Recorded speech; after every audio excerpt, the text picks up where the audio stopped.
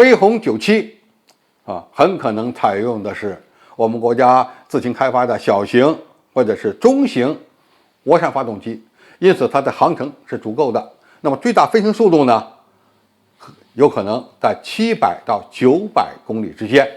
这么一个能力，应该说足以为我们国家的一些战斗机，包括3代机、4代机，作为中程僚机来使用了。观众朋友、网友朋友，大家好，我是付全少。在本届珠海航展上，中国航天科技集团公司将推出一系列的飞鸿无人机产品，其中有一款叫飞鸿97的隐身无人机。这个方案呢，引起了人们广泛的关注。飞鸿97它有些什么样的特点呢？按照相关的介绍材料分析呢，它是一款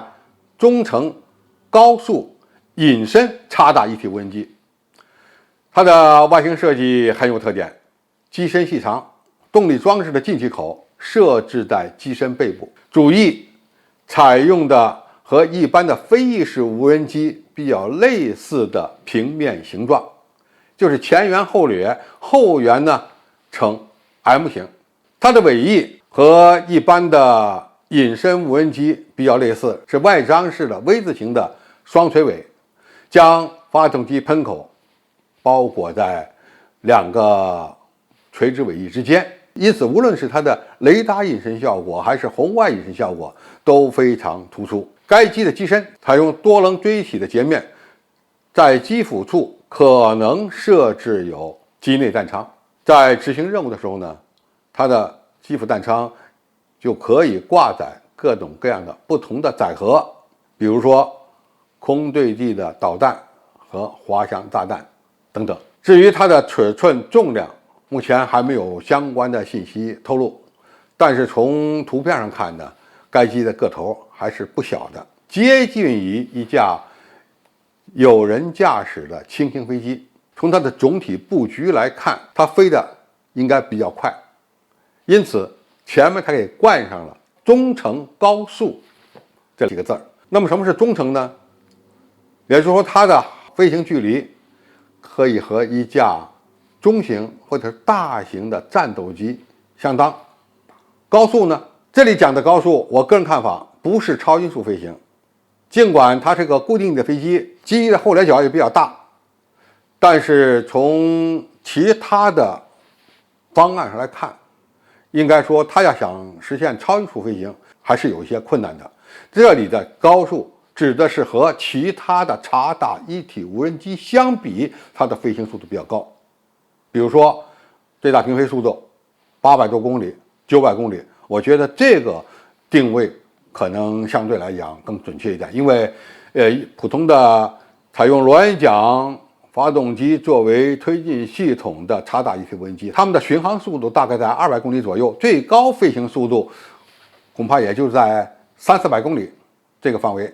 那么如果要想进一步的提高它的航速，你就必须换发动机，要么换涡喷发动机，要么换涡扇发动机。飞鸿97很可能采用的是我们国家自行开发的小型或者是中型涡扇发动机，因此它的航程是足够的。那么最大飞行速度呢，